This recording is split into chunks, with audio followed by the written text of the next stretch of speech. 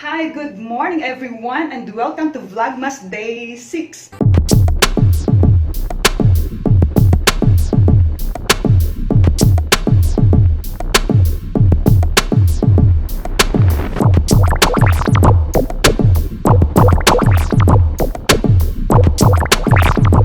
Welcome to this vlog, and for today's video, I'm going to give you another room tour. We are here at Prime Asia Hotel, room 516, Family Loft Room. So mag-start tayo ng ating tour. And my right side, nandito yung stairs. And here, on the other side, nandito yung door ng CR. So if you are new to this channel, please, baka naman, don't forget to subscribe to my channel. Click the bell button over here para sa lahat ng video ay magkasama tayo. So I will be giving you some review after this tour, so please stay tuned. Let's start! So mag-start tayo. Dito ay stairs papunta sa loft. Mamaya pupuntahan natin yon. Ito muna. So here we have a kitchen cabinet. Ayan yung kanyang itsura. So meron siyang mga drawer. Ayan, walang laman. Tiyan! And ito naman yung mga circuit breaker yata yan. So it's a good thing na kapag mag-check-in kayo sa isang hotel is you know where is the fire exit or the ano tawag dito? Circuit breaker. And we have here sink. Napaka-convenient niya. Kapag galing kayo sa labas, pwede kayong maghuhugas agad ng inyong kamay dito. Meron silang mga cabinet. Kapag yung mga staycation na mga 1 week or more, very convenient kasi marami silang drawer here. Ayan, ito. This one. At ito. Provided na rin dito ang kanilang electric kettle and 2 cups because in every room, di ba, ang accommodation naman is good for 2. So meron silang provision na 2 cup and 2 glass. So it's here. We have also ref. Ito. May refrigerator sila. Ayan, walang laman. Mayroon tayong chichirya nandiyan. Yun lang ang laman dyan. Okay. So let's move in this area naman. We have the television set here. And itong, ano to, TV rack. Pero naka-fix siya sa wall. And there are some pin lights over there. Para nagkakaroon siya ng lighting effect kapag nag-open kayo ng television. And at the same time, kung nighttime, mas maganda yung effect niya. Sa area naman na to ay napakalaking bintana. It's a full-length window na may curtain. Ayan. Yung curtain is, I think this is a brocade. Parang hindi nakikita, no? This is a brocade with a vertical print. And at the same time, mayroon din siyang kalakip na shears. Kung gusto nyong super liwanag, pwede siyang hawiin. O kaya naman, ay ipaganon kapag gusto nyo ay yung natatrap yung liwanag galing sa labas. It's here. And then, meron din silang mga pin light doon sa mga gilid. They have also air condition. Ayan. Ito naman yung kanilang receiving area. And we have here the sofa, yung L-shaped na sofa. Sa likod nun ay meron siyang board. Ito ay nakadesign siya ng rhythm kung saan square, square, square, square. Diba rhythm yun when it comes to designing, sa interior designing. Kapag inuulit yung design, it's rhythm. Tapos, nakaback siya with this frame na light gray. At ito naman ay ordinary painted na concrete wall. Then sa taas, meron siyang mga pin light. So, ang ganda ng kanyang lighting effect, no? And in this receiving area, ang color motif niya is light brown, different shades of brown. Meron din silang center table, pero wala siyang flower vase. Meron din dito, dining table good for 4. Itong dining table nila, ang chair ay naka-border siya, and then sa bandang gitna dito, naka-upholstered. Itong chocolate brown, nag-complement siya dito sa lighter glossy na light brown. So, ang ganda, di ba? And then, pati sa upuan, meron siyang foam. And it comes with this wooden table na kulay chocolate brown. And here, mapapansin nyo, may shadow ako kasi ito ay full length na mirror kung saan pwede ka dito mag-OOTD. And here, plain lang siya na wall na para siyang champagne white or hindi naman siya cream. Basta nasa champagne ang shade niya. So, nagko-complement siya dito sa darker table. Punta naman tayo dito sa kanilang CR. Naalala nyo kanina, nung nag-start pa lang tayo, as we enter the door, nabanggit ko itong pintuan dito. So, dito naman tayo. Ito ay papunta sa CR dito sa baba. Okay. So, it's here. Umpisahan natin dito. Bubungad sa atin yung mirror na kung saan meron siyang mga tiles, yung mga tiny tiles, mga maliliit lang na tiles na naka-border. Ang ganda. Look at this one here. Tapos meron siyang lagay ng towel, and then provided din yung isang glass kapag gusto mo mag-toothbrush, and of course, put it here, and hawiin natin ang buhok natin. Meron din tayong mirror. Ito, kung gusto mo mag-makeup kapag ka medyo malayo siya, di ba hindi mo siya pag naglagay ka ng eyebrow, hindi mo siya masyadong nakikita, you can use this one. Pwede mong ganyanin, and then mas makikita mo siya ng malapitan ang iyong sarili at makakapag-makeup ka ng maayos. Okay? So that's it. That's for this area. At dito naman meron silang towel rack. Yan, sabi dito, save the planet Earth. Save the planet lang pala. Wala namang Earth, dinagdagan ko lang. Ayan, sinasabi dito ang towel. And it comes with a push button here, na pellet bowl, and may tissue sila, may trash can. Let's close this one para makapasok tayo. Okay, ito naman, naka-partition kasi siya with this glass door, naka-glass. So ito naman yung kanilang shower. Ito yung shower area. Yan, overhead shower. Hot and cold, pwede mo siyang, kapag ka gusto mo ng hot, pwede mo siyang hawiin pa kaliwa. Yan. Kapag ka naman gusto mo siya na cold, pag maliligo ka, hawiin mo dito sa kanan. Try natin, huwag lang tayong mabasa. Ayun na. Ayan, okay. Naka-provide sa kanila yung kanilang mga complimentary na mga shampoo and conditioner, and also they have bath gel. Ayan. So, wala naman ibang mga naka-design dito, maliban sa pin light up there. At meron din silang overhead, yung shower, yung rain shower kapag mas gusto mo. O di ba guys, ang ganda dito kasi ang kanilang door ay glass. Makikita mo pa rin. Ang ganda. Oh! Yan. So, ang ganda dito, di ba? So, glass door siya. Charan! Okay, that's all for this comfort room dito sa baba. At ngayon naman guys, pupunta naman tayo doon sa loft area, doon sa taas. Okay? Tara, dito naman tayo.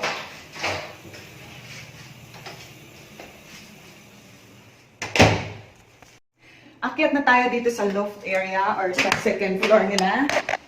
Ayan.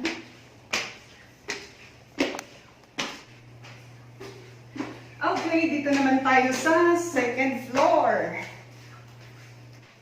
So ito naman ang kanilang loft area or second floor. Siguro mag-start tayo dito.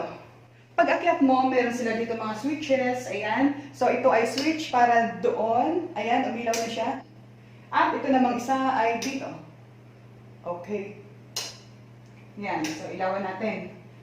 Dito muna tayo sa area na to. Dito sa second floor or sa loft ay meron silang television. And then, one thing I love most in this room ay dahil meron silang working area. Ang ganda oh. Meron silang working area. Ito ay ang aking face shield. Meron silang mga cabinet where you can put your important things here. Ayan. Yun mga gamit. And then, ito. Nandito yung laptop ko. Talagang gusto ko siya dito dahil may working area. Hindi kayong tatabi-tabi kung saan-saan lang. And they have also here yung upuan nila. Napaka-comfortable. Ayan. So, di ba? Ayan. You can work comfortably here. Ito. Dito ako nag-online class. So, yun. Komportable. Nandito yung laptop. And then, napakalapit lang ng mga saksakan dito. Ayan, oh. May dalawa siyang saksakan. So, komportable ang mga trabaho mo dito. Okay, let's move. Dito naman tayo sa kabila. Meron sila dito glass. Glass wall ito. Meron silang pa-double curtain. Pwede mong i-close ng ganon. Kung gusto mo ng medyo dim, kahit meron naman mga ilaw dun sa taas. Kung gusto mo naman ng maliwanag, pwedeng ganyan. Ganyan. Tapos hawiin mo ito. Shares lang to guys. Kung gusto nyo na natatrap yung ilaw galing sa labas. Pwedeng ganon. Ayan. Diba? As you can see, yun ang kanyang view, napakaganda. So hawiin natin to para ganon. Super liwanag na dito sa area. Ayan yung aking tripod. Okay. Ang ganda no? Super ganda. And I like this room. Sige, close natin kasi sobra siyang liwanag. Ayan natin. Then, diretso na tayo dito. Medyo against the light, madilim. Meron silang telephone. Ganon din sa baba, meron siyang telephone. And then, drawer pa rin. Wow! Meron pala silang pa-Bible dito. Oh, look at the color of this Bible. Parang kakulay ng aking damit. Ayan, may Bible. Lagay natin dito kasi mamaya magbabasa tayo ng Bible. Ayaw ko kung nakikita nyo kasi medyo madilim dahil against the light. We have here lampshade. Ang kanyang switch ay ito. Yan. And meron din tayong switch. Ito. Dito naman yan sa taas. Yan. Yan. Okay? Ito yung switch niya. Yan. Ito naman yung kanilang bed. Okay? Super laki and napaka-comfortable. And they provided also towel. Ayan. And then, dalawang unan. This one is the headboard. Chocolate brown. Napaka-simple lang ng kanyang design. Pa-horizontal na para mga tube. Apat and color chocolate brown. At ito guys ay hindi siya salamin. This is, sige ilapit natin. Makikita nyo glossy. Acrylic siya. I think 1/4 inch. Sa ilalim nun ay silver brown. Ganda. Glossy ang kanyang effect. So, ito siya pagkamalayo. So, this is the bedroom. Mapapansin natin dalawa yung kanyang lampshade. Nakukuha niya yung balance. Kasi when it comes to interior designing, di ba, there are 5 different types of different kinds. So, when it comes to interior designing, di ba, there are 5 different kinds of design. Mayroon tayong emphasis, balance, imbalance, rhythm, and harmony. Ngayon, yung dalawang lampshade, nagbibigay siya ng balance because they have the same size and color and the same icon na nasa gilid. Kung hindi pa kayo nakapanood guys ng aking video, another room tour from La Bella Hotel sa Tagaytay, please watch, nandito yon. Ang kanilang bedroom, mayroon silang design na imbalance. Yung isa, mayroon doon item na lampshade, and on the other side naman, may lampshade siya, pero yung naka-stand. The other lampshade naman sa table. Ito naman ngayon, pareho silang nasa gilid, so balance. Yung isa noon kaninang binabanggit ko, from La Bella Tagaytay, imbalance. Okay, pareho silang may side table. So that's it for this bedroom. And let's proceed to this wall. You can see here, ang ganda. I love this frame. An abstract painting here. Parang oil painting yata to in this canvas. Framed with this glossy gray wood. Ayan. And then, let's go to their bathroom. Dito naman sa bathroom, makikita natin, meron silang switches here. Ayan. Pero ilawan natin para mas makikita natin kapag may mga lighting effect. Charba. Okay, so let's proceed. Welcome to my bathroom. Charot. Bago tayo dumako dito guys, bago talaga sa kanilang bathroom, ay meron dito mirror ulit. The same. Pare-pareho ang mirror nila sa bawat bathroom nila ay naka-frame nitong tiny tiles para mosaic design. Ayan, in frame and glossy. Different shades of brown. Yon. And then, I think dito, meron pa rin nababalos. Meron pa rin provided na glass and, syempre, water with this complimentary soap, bath gel, hair condition. At meron din ganito. Di ba sa baba kanina may ganito? Kapag ka magme-makeup ka and then mas gusto mo ng closer, mas okay siya. Then after this, gagana na lang siya para diretso sa wall. And one thing I like most na naman ay ito. Meron na silang hair dryer. Guys, if you're going to check in this hotel, hindi mo na kailangan magdala ng hair dryer kasi provided na nandito. Pero alam nyo ba, pero huwag nyo akong gagayahin. This is just my personal experience. Kapag ako'y giniginaw galing maligo, ginagamit ko siyang hindi lang pang dryer sa buhok, ginagamit ko na rin siyang pang-painit. Parang dapat giniginaw ako, ginaganyan ko. Pero wag niyo akong gayahin, style ko lang yun. Okay. And mayroon din dito, saksakan, pero pang shaver lang. Yung sa mga nag-shave, Eto, pwede dito magsaksak. Okay, bago tayo tumuloy dito muna sa kabilang side. And this side naman, makikita nyo, there is a full-length mirror naman. Ang dami dito, sa gana kaya dito guys ng salamin. Okay, mirror ito hand up to there. And, ayan yung aking damit. Nilagay ko dito ang aking kapirasong damit. Dito wala, kasi wala naman akong ilalagay dyan. Here, ito naman, dito naman sa gilid yung labahan. At mayroon din silang mga drawer. Kaya lang wala naman tayong ilalagay dyan. Here. Okay. Eto, meron silang pa-vault, guys. Pagka may importante kang gamit, jewelry, cash, or kung anumang mga dokumento na inyong iniingatan tapos lalabas kayo ng hotel, mas importante na nakalagay po siya sa isang safety na lagayan.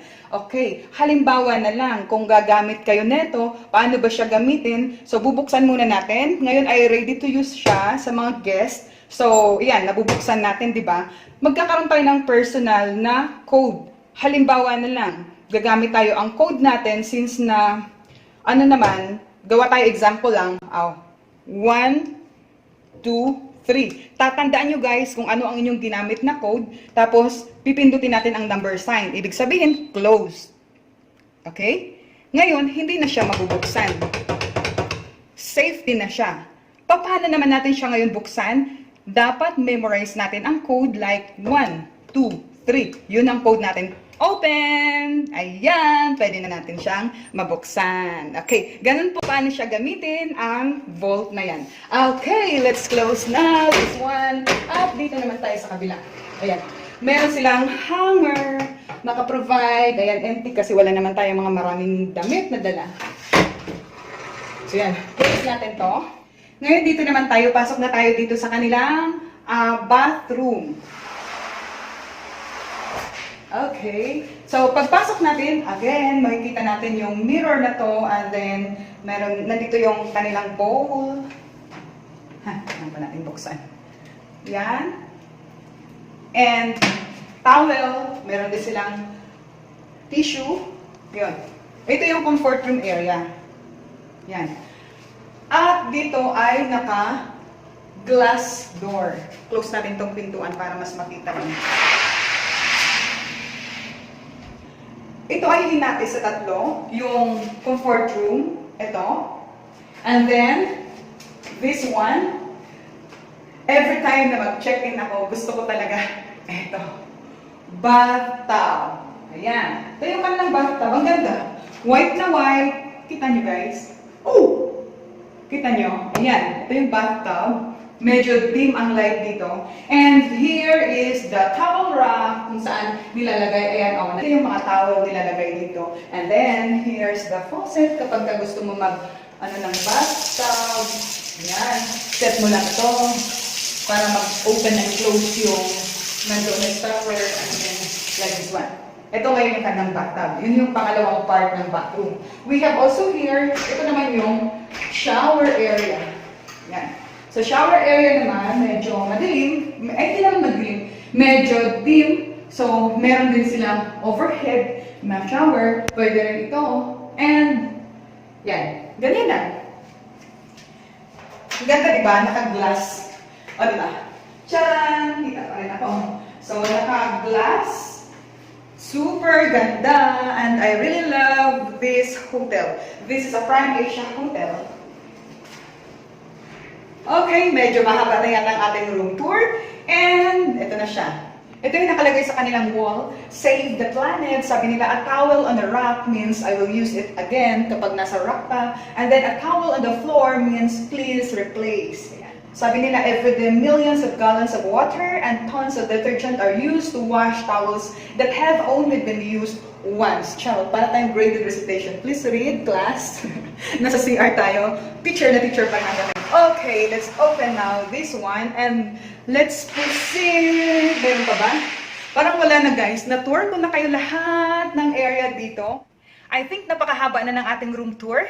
Napagod ba kayo guys? So please don't miss to watch my next video. And thank you for watching guys. If you haven't yet subscribed to this channel, please do subscribe and click the bell button over here para magkasama tayo sa lahat ng video na aking gagawin. And thank you for watching for this Vlogmas Day 6 and see you on my Vlogmas Day 7. Thank you for watching. Bye!